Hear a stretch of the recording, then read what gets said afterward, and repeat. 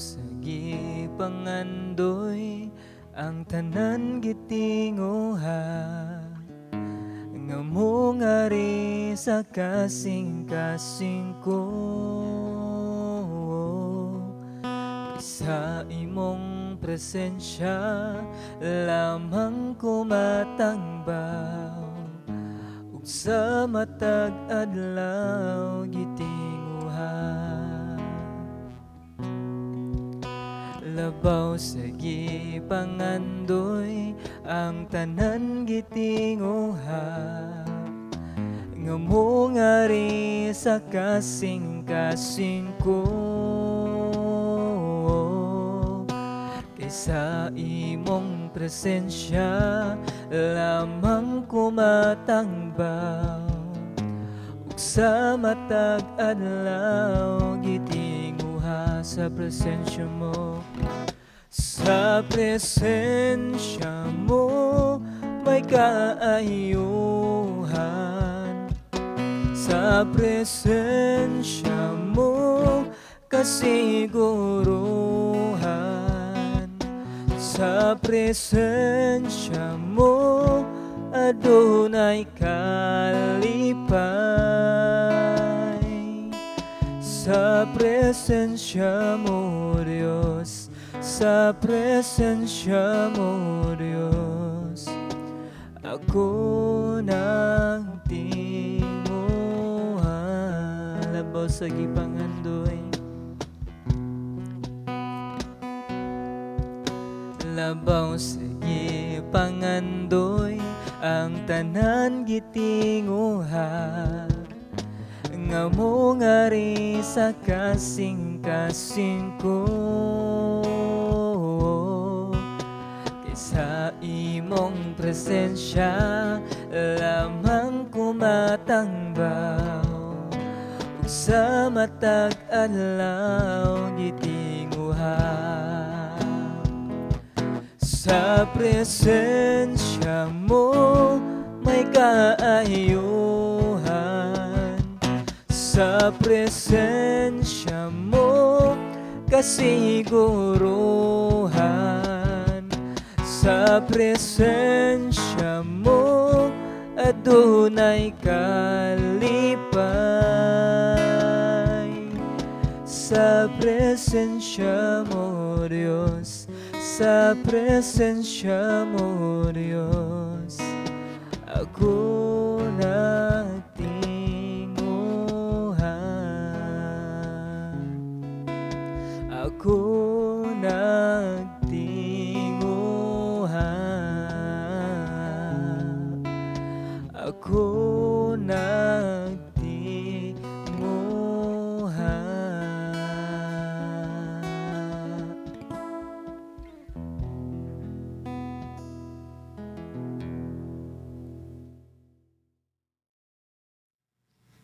Mayong adlaw sa tanan. Salamat sa Ginoo sa makanunayon niya nga pagatiman sa matag usa kanato bisan sa ups and down nga sa kinabuhi, nakapadayon ta tungod sa grasya sa Ginoo. And salamat sa mao nga privilege nga gialaw sa Ginoo sa matag usa nato nga hantud nining mga orasa, gawas nun ta nga maminaw, gawas nun ta nga mamalandong sa mensahe sa Ginoo. Nining mga adlaw magisguta sa libro sa unang Tesalonica kapitulo 2 bersikulo 17 ug 20 nga gisulat ni Apostol Paul. Kung doon na mo'y mga Biblia, pwede mo makabasa sabay nako, pinaagi sa inyong mga mata samtang ako magbasa. Sa balik ko nako atong passage na makita sa unang Tesalonica kapitulo 2 bersikulo 17 hantod sa 20. Nag-ingon ang pulong sa Dios. Bahin kanamo mga igsoon niadtong panahon nga kami nahibulag kaninyo sa makadiyot. Kanunay kaming naghandom kaninyo Gimingaw kami pag-ayo kaninyo og nagningkamot gayod sa pagkikita kaninyo. Buot kami nga muduaw kaninyo pag-usab. Ako si Pablo, sa makadaghan nagplano pagduaw kaninyo apan gibabagan kami ni Satanas. Kamo lamang ang among paglaom, ang among kalipay, og ang hinungdan sa pagpagarbo namo sa among kadaugan at tubangan sa atong Ginoong Hesus iniganhi niya. Kamo gayud ang among garbo og kalipay. Ang Dios nagpanalangin ng daan sa iyahang mga pulong. Magampo ta nga tagiya sa Ginoo. Ginoong Dios nga gamhanan tagiya sa tanan. Lord, salamat kay Ginoo sa imong makanunayon nga pag-atiman, sa imong pagkip sa matag usa Ginoo. Lord, niya kami o Dios among gihambol among mga kaugalingon diha sa mga tubangan. Nga diining mga oras sa Ginoo kami magtuon, mamalandong sa imong pulong, tabangi ang matag usa kanamo. Nga rin ang imuang balang Espiritu Santo mo'y magapamuhat, mo'y magpanglihok sulod sa matag usa namo kasing-kasing Ginoo. Nga rin ang imong pulong among pag-eskutan karon, dili mo labing kawang Ginoo sa matag usa kun dili kini dunay dakang kahimuan sa among kinabuhi Ginoo. Nga din among makinabuhi ingon nga imong katawhan, ingon nga mga Kristohano Dios, mahimo nga magdalag glory da sa mga tubangan ug mahimo mi nga panag-ignan ngadto sa uban. Among isalig tugyan nimong tanan, uban ang pagpasalamat sa pangalan ni Jesus. Amen. So dalaygon ang Dios sa walay katapusan. So sa ato ang passage nga atong gibasa sa unang Tesalonica bersikulo 2, 17 hangtod sa 20. So usa kini ka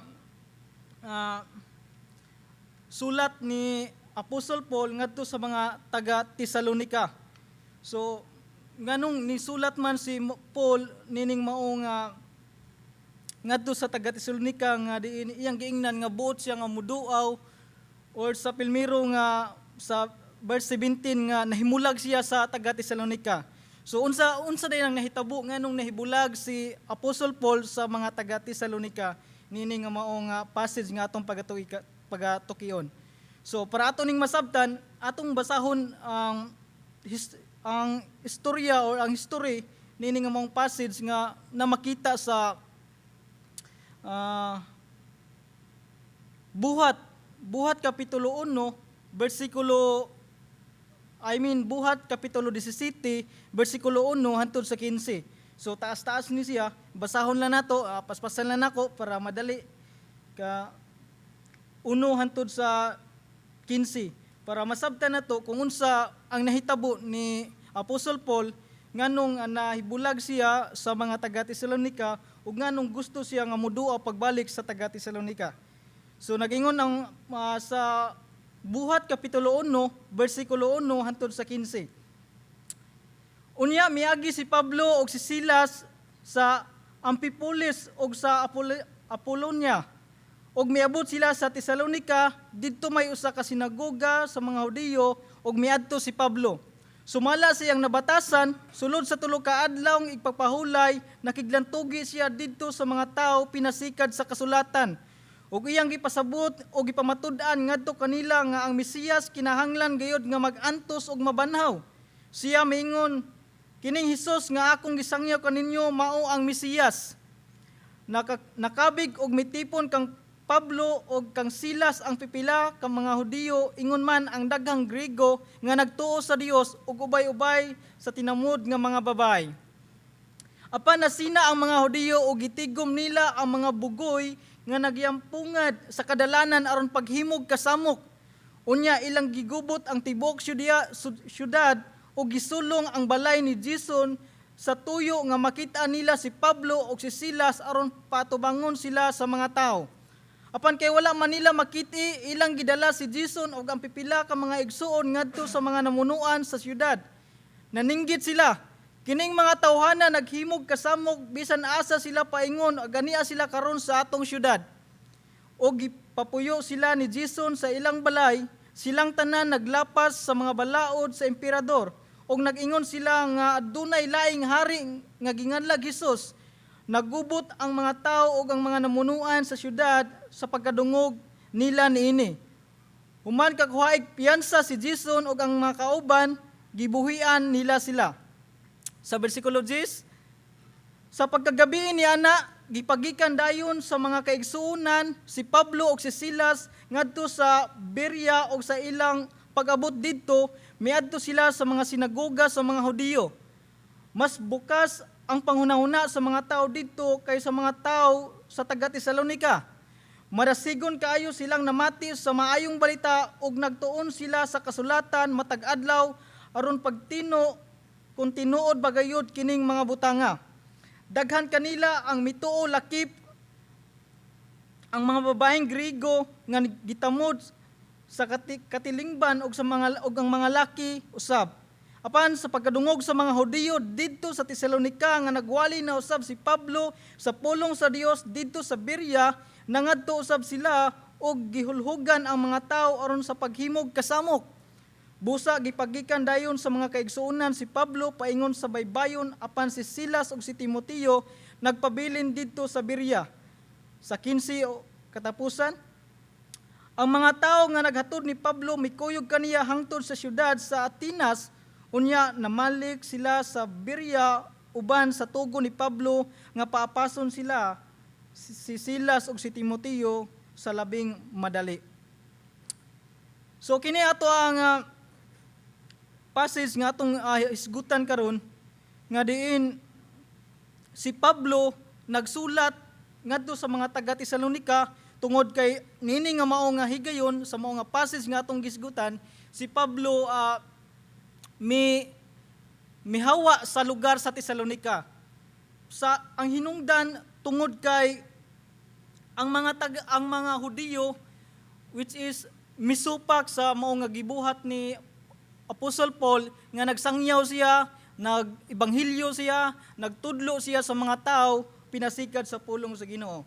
So kini nga maong passage giuluhan nina ko og kining gitawag og concern and ang care ni Apostle Paul sa mga taga Tesalonika.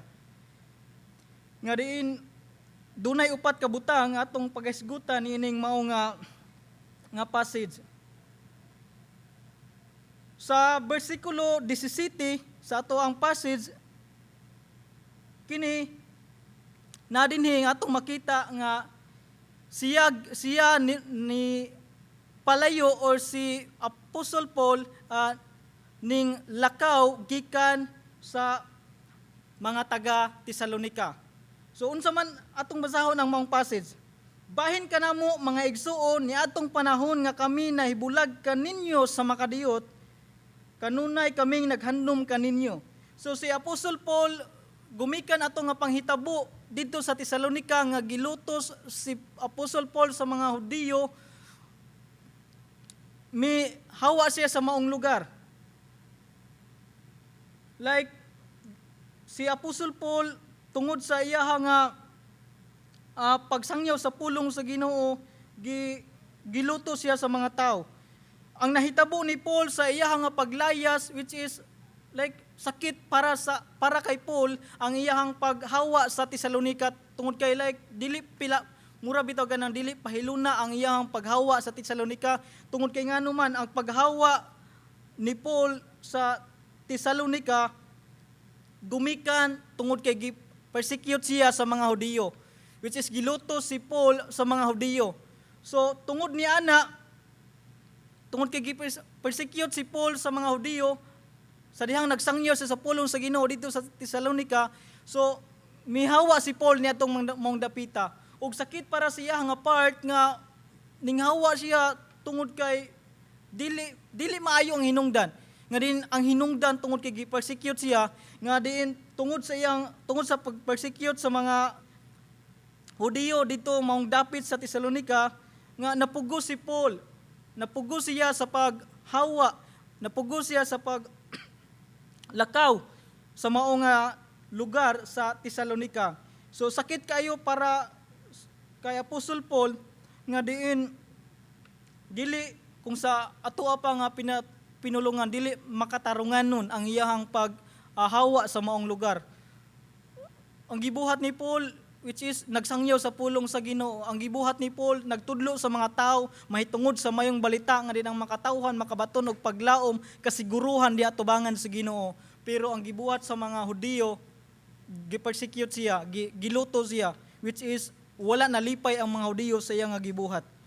So mao na atong makita sa bersikulo 17 nga diin ang pagkahibulag ni Paul, ang pagpahilayo ni Paul sa lugar sa Tesalonica tungod sa pagpersecute sa mga Hudiyo didto nga maong dapit tungod kay nga gani si Paul nga didto nag-abot sa lugar sa balay ni Jason nga din giadto gani sa mga Hudiyo tungod kay ila nga dakpon si Paul kauban sa nila ni Timothy ug ni Silas tungod kay ilang pakaulawan sa kadaghanan nga si Apostle Paul dili sakto ang iyahang gisulti. Like sakit kayo para kay Paul nga din nato ang hitabo sa iyaha nga nagsulti man unta siya sa kamatuoran nga mao ang pulong sa Ginoo. And then ikaduha sa bersikulo 17 ug sa 18 nga diin si Paul duna say tinguha nga diin gusto kay siya nga mobisita pagbalik sa lugar sa Tesalonica. Sa dihang nilaya siya, sa dihang ningadto siya sa lugar sa Berea or sa dito sa Atenas, gusto siya nga mobalik ngadto sa Tesalonica nga diin siguro pipila ka mga higayon or siguro dili kayo dugay nga si Paul nag-standby dito sa Berea or sa Athena, siguro wala ra ka butuig or pila ra ka months. Apan sa dihang si Paul dito sa Berea or sa Athena, gusto siya nga mobalik ngadto sa Tesalonica. Gusto niya nga bisitahon pagbalik ang mga Kristohanon nga diin ang mga tao nga nintuo ni Ginoong Hesus ditong maong dapita. Tungod kay siguro si Paul na gibati siya og concern sa mga tao, sa mga Kristohanon ditong dapita, na balaka si Paul tungod kay naa ang mga tao dito nga mga Hudiyo nga ilang i-persecute, ilang lutuson ang mga Kristohanon. So base nun niya og pinaagi sa pagluto sa mga Hudiyo dito sa mga Kristohanon, mao niya hinungdan nga ang mga magtotoo dito nga maong dapit muhunong sa ilang pagtuo diha sa Ginoo. Like nabalaka si Paul sa maong posible nga mahitabo. Mao nga sa bersikulo 17 ug sa 18 nag-ingon, kanunay kaming naghandom kaninyo, gimingaw kami pag-ayo kaninyo og naningkamot gayud sa pagpakita kaninyo. Buot kami nga moduaw kaninyo pag-usab. Ako si Pablo makadaghan nagplano pagduaw kaninyo apan gibabagan kami ni Satanas. Atong makita ang kasing-kasing ni Paul nga grabe ang iyang tinguha, grabe ang iyang ang compassion ni Paul para sa mga tao nga diin makabaton og paglaom, nga diin ang mga tao nga nintuo ni Ginoong Hesus, nga diin makapadayon dia sa pag-alagad sa Ginoo taliwala sa mga pagsulay ug mga paglutos sa kinabuhi. Nga diin si Apostle Paul sa maong higayon nga gusto siyang moduaw sa Tesalonica, diha siya sa lugar sa posible sa Berea or sa Athena.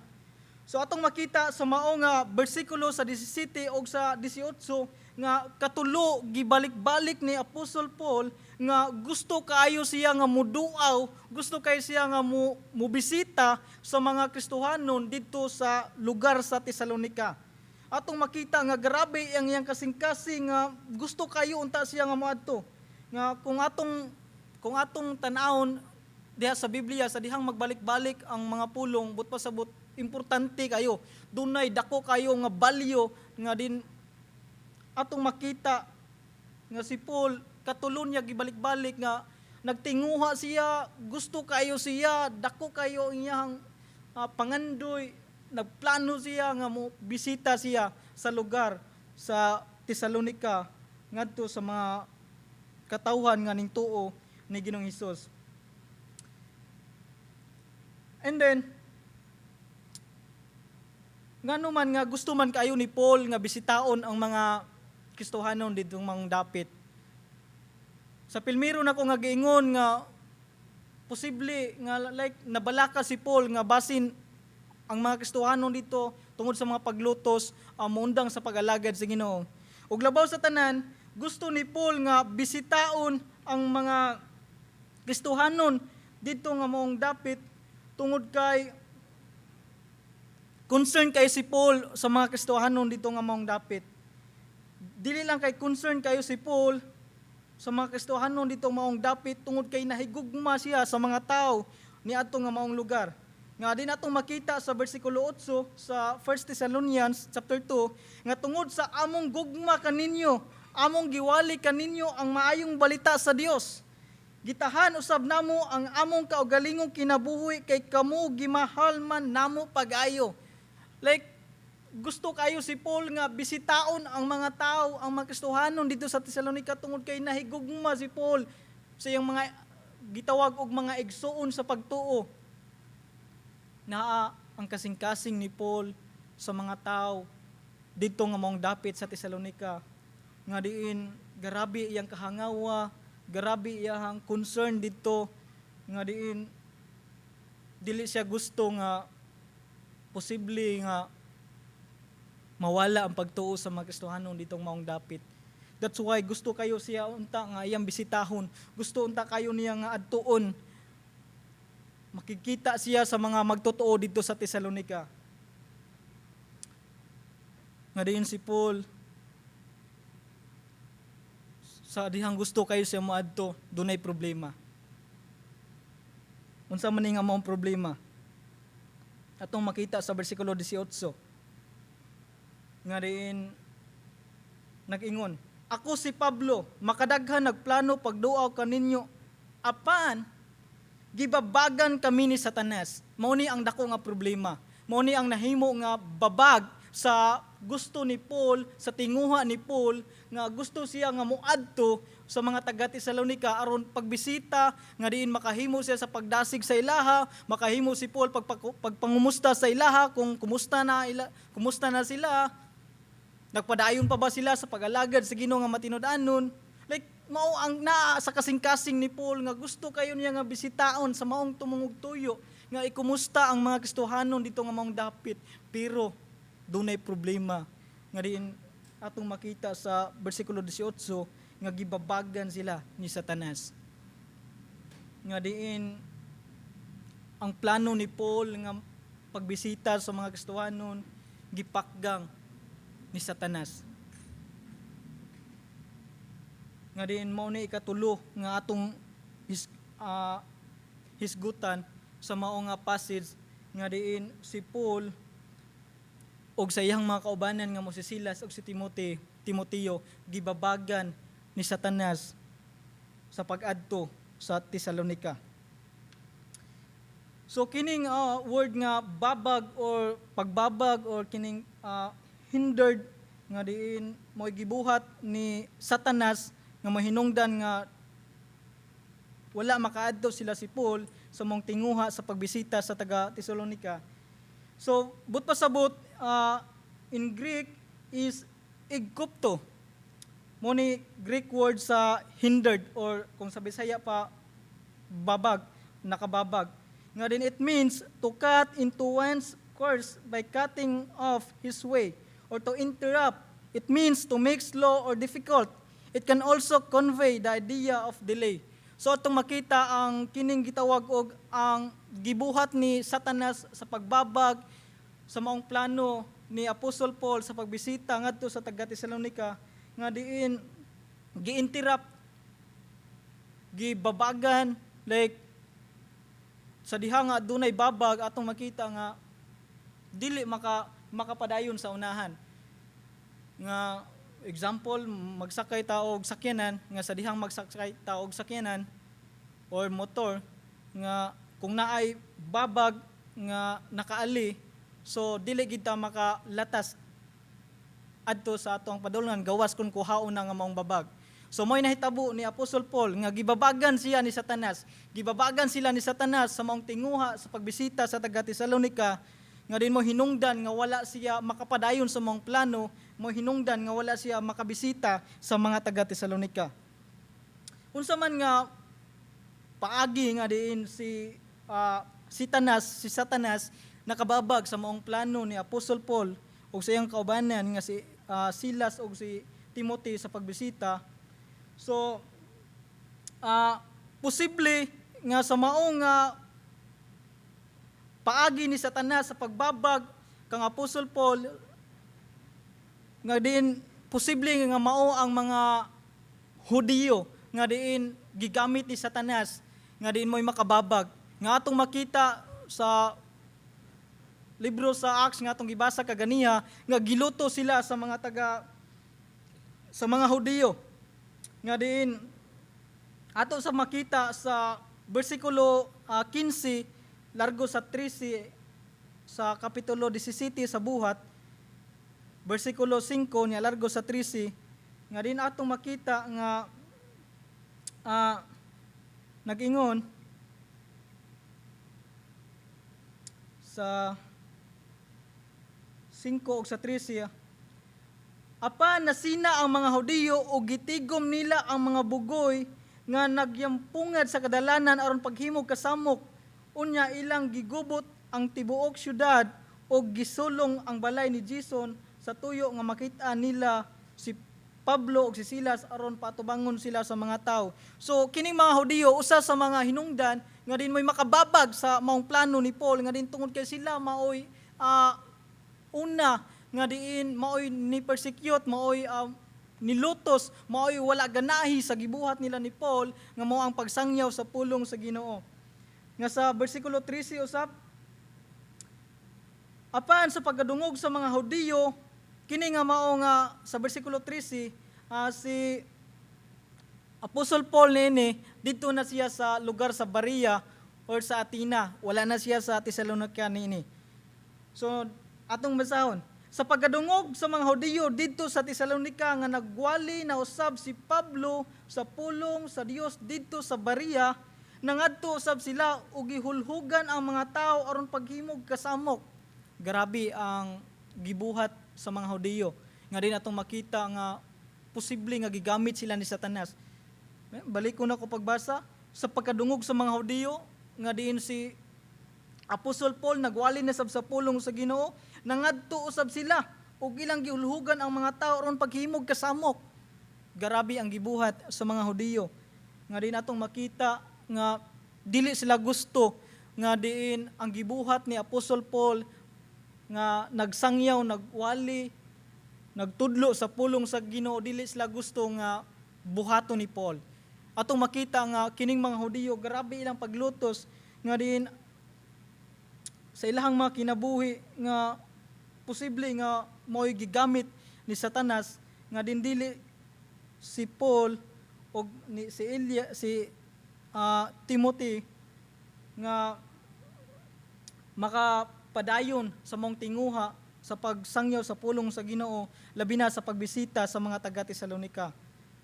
Nga ang mga Hudiyo nangita sila kasamok, gusto sila og like gubot. Nga diin si Satanas gusto niya nga babagan ang buluhaton sa mga Kristohanon. Gusto ni Satanas nga ang mga buhat, ang mga gibuhat sa mga Kristohanon, labi na ang pagsangyaw sa pulong sa Ginoo, nga din babagan ni Satanas. Dili gusto si Satanas nga ang mga tao masultihan sa pulong sa Ginoo. Dili gusto si Satanas nga diin ang mga tao makabaton og kaluwasan. Dili gusto si Satanas nga ang mga tao makabaton og paglaom diha ni Ginoong Hesukristo. That's why iyang babagan ang mga tao, labi na sa maong passage nga tong gisgutan nga si Apostol Paul nga nagsangyaw sa pulong sa Ginoo nga din gibabagan sa mga Hudiyo. Atong makita nga grabe si Satanas nga dili siya gusto nga naay tao nga maluwas. Dili siya gusto nga naay tao nga makailas sa Ginoo. Gusto ni Satanas nga ang mga tao anha niya mutuo. Gusto ni Satanas nga nasa kauban ngadto sa impierno. Mo hinungdan nga iyang babagan ang mga tao, iyang babagan si Apostol Paul nga magsangyaw sa pulong sa Ginoo. Nga bisan sa ato nga panahon karon, atong makita nga naay mga lugar karon nga nagsangyaw sa pulong sa Ginoo. Unya giluto sila nga gani mao pay hinungdan nga namatay, gipatay ang mga tawo nga nagsangyaw, nagsulti sa pulong sa Ginoo. Di ba atong makita nga grabe usab ang pagpanglihok ni Satanas nga dili siya buot nga naay mga tawo nga mosultihan sa pulong sa Ginoo. Pero nasayod ta nga kung gamhanan manggani si Satanas, mas labaw nga gamhanan ang Dios nga din atong gialagaran. Buhi siya ug kaya niya nga pildihon ang buhat ni Satanas. Nga bisan pagbabaga ni Satanas ang mga tao, ang mga alagad sa Ginoo nga magsangyaw sa pulong sa Ginoo.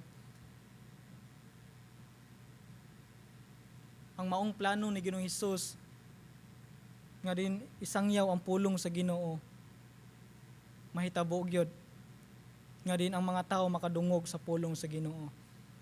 Nga na ang mga tao masultihan sa pulong sa Ginoo, nga ang mga tao makabati sa pulong sa Ginoo. Nga bisan si Paul layo sa mga taga Tesalonika, nga bisan si Paul nagtinguha nga moadto sa Tesalonika, ug wala iyang presensya at tubangan nga makita nga diin na kauban sa mga taga Tesalonika, pero naa iyang kasing-kasing ngadto kanila. Pagkanindot atong makita ang kinabuhi ni Paul nga din naa gid iyang kasing-kasing, na ang iyang kasing-kasing dunay concern, iyang kasing-kasing dunay kaluoy, dunay gugma para sa mga tao nga din masultihan sa pulong sa Ginoo, nga din aron makabaton sab sila og paglaom ug madawat nila ang kaluwasan nga gihatag ni Ginoong Hesus para sa tanan nga motuo. Ikaapat nga atong makita sa atong nga passage sa bersikulo 19 ug sa 20, kini mao ang paglaom, ang dungog ug ang kalipay ni Apostol Paul didto sa mga tao, sa mga Kristohanon sa lugar sa Tesalonika. Sa 19, kamo lamang ang among paglaom. Kini nga maong sulat ni Paul, ang iyang gisultihan na ni ang mga taga Tesalonika nga nagtuo sa Ginoo.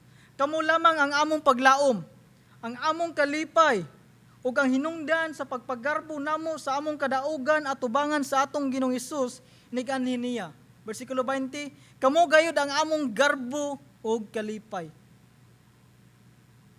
Nga nung nagsulti man si Paul nga naa ang iyang paglaom ngadto sa mga Kristohanon sa lugar sa Tesalonika, nga diin bisan wala siya nakabisita, si Apostol Paul atong makita sa bersikulo 9 nga kamo lamang ang among paglaom, ang kalipay ug hinungdan sa pagpargarbo namo sa among kadaugan at tubangan sa atong Ginoong Hesus iniganhi niya.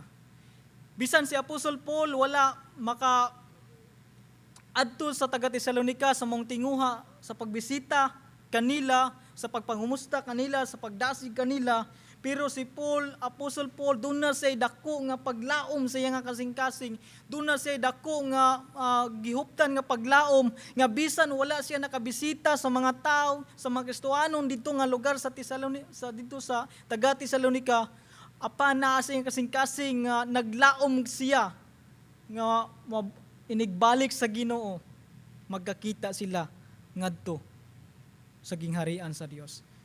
Mao na ang paglaom ni Apostol Paul nga iyang gibatunan sa kasing-kasing nga bisan wala siya nakabisita ngadto tungod kay gibabagan ni Satanas, naa ang iyang paglaom nga magkakita gyapon sila. Magkakita sila sa gingharian sa Ginoo, inigbalik sa Ginoo. Mao na ang paglaom ni Apostol Paul nga naa sa iyang kasing-kasing.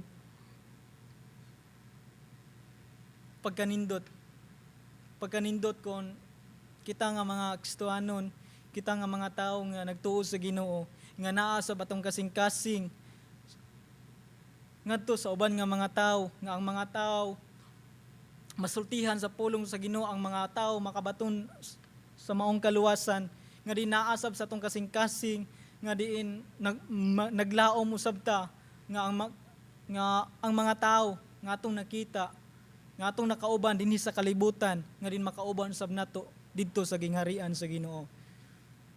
So sa may atong buhaton para makabaton ang mga tao og paglaom usab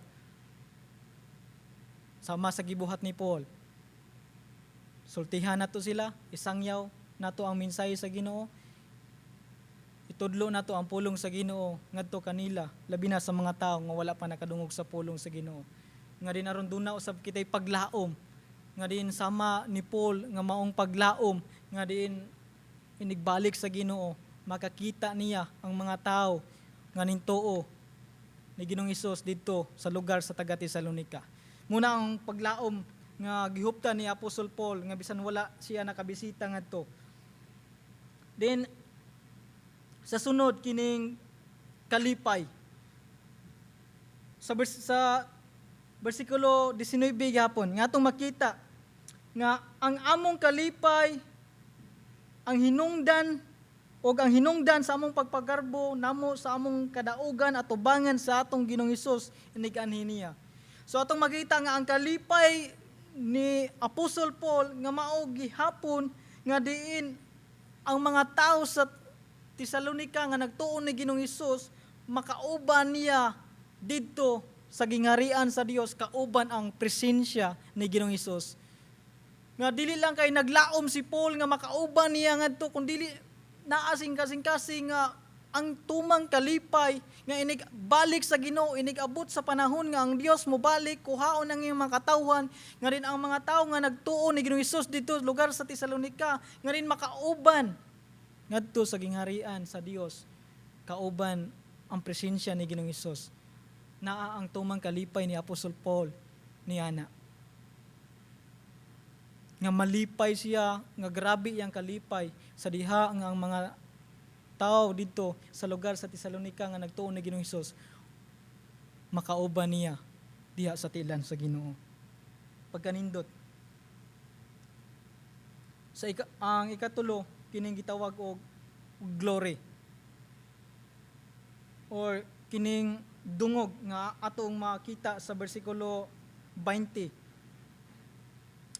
nga nagingon, kamo gayud ang among garbo ug kalipay or ang among kadaugan at tubangan sa atong Ginoong Hesus inig-anhi niya.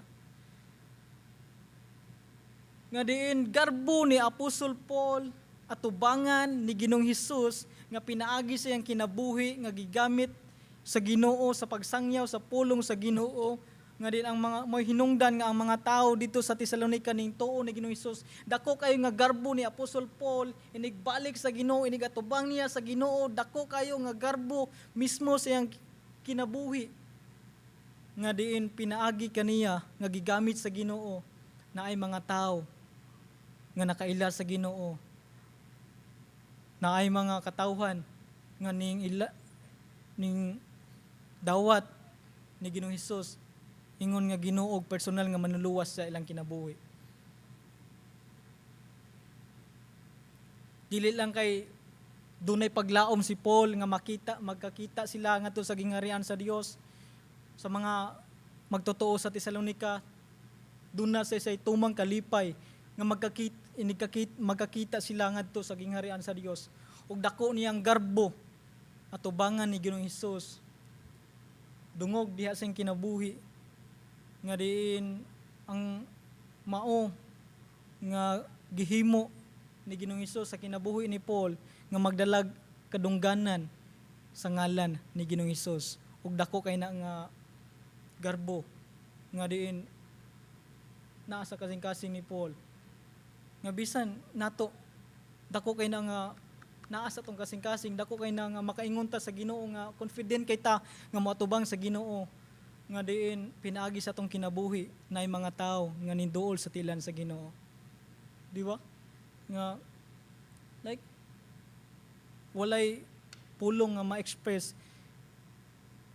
sa diha nga kita gamiton sa Ginoo nga nay mga tao nga mutuo sa Ginoo, muduol sa Ginoo, makabaton og kaluwasan diha ni Ginoong Hesus. Mao ni ang nahitabo ni Apostol Paul. Nga dinuna nga nahitabo ni Apostol Paul, gusto kayo siya nga sa dihang nahilayo, sa dihang niyawa siya sa lugar sa Tesalonika. Una, sakit kayo ang nahitabo sa iyang paghawa. Nga ang hinungdan gipersecute siya sa mga Hudiyo. Adin ikaduha, sa dihang wala na siya sa Tesalonika, gusto siya nga mubisita pagbalik. Ug ang ikatulo, sa iyang pagbisita gibabagan siya ni Satanas. Nga diin dili siya makaadto sa maong lugar sa Tesalonika aron pagbisita sa mga tawo nga nagtuo sa Ginoo. Ug ang ikaapat, bisan luyo niatong tanan nga mga panghitabo, naa sa iyang kasing-kasing ang paglaom, naa sa iyang kasing-kasing ang hilabihan nga kalipay, ug naa sa iyang kasing-kasing ang dakong garbo at tubangan sa Ginoo. Nga diin daghan sa mga katawhan didto lugar sa Tesalonika nga nakaila sa Ginoo, ning tuo sa Ginoo, nga bisan wala niya nabisita pagbalik, wala niya nakita pagbalik ang maong magtotoo didto lugar sa Tesalonika, pero naglaom siya nga nagbalik sa Ginoo, magkakita sila ngadto sa tilaan sa Ginoo. Magkauban sila, magkakita sila pagbalik. Mao na ang paglaom ni Apostle Paul, ang hilabihan nga kalipay o iyang dako nga iyang garbo nga din maghatag og kapasidungog, maghatag og himaya, maghatag og glory ni Ginoong Hesus. Conclusion. Matag-usa na to. Asa man ta nahimo nga concern, ni kinsa man ta nahimo nga concern, o sa unsa man ta nga nahimo nga naatay tinguha, naatay gusto sa atoa nga diin sama sa kasing-kasing ni Paul nga concern siya sa mga katawhan, nga diin makadungog, nga nakadungog sa pulong sa Ginoo. Sa atoa unsa may concern na to? Unsa man ang naa sa ato nga kasing-kasing? Sama ba sa kang Paul or lahi atoa? Siguro usahay ang concern nato mao ang pantemporary nga mga butang. Usahay mas nakafocus ta nga naa sa tong kasing-kasing ang paghatag og satisfaction sa tong mismo lang nga kaugalingon without ang glory sa Ginoo. Kana ba kaha ang nahimo nato nga concern? Atong evaluate atong matag usa ka kaugalingon, atong pamalandungan ang maong mensahe nga atong gisgutan karon.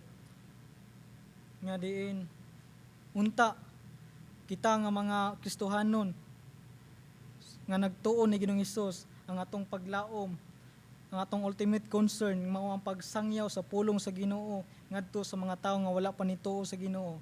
Ilabi na nato nga mga Kristohanon atong dasigon ang matag usa nga malig-on ang ato ang relasyon diha sa Ginoo. Dalaygon ang Dios ni nga kahaponon. Salamat sa iyong mensahe.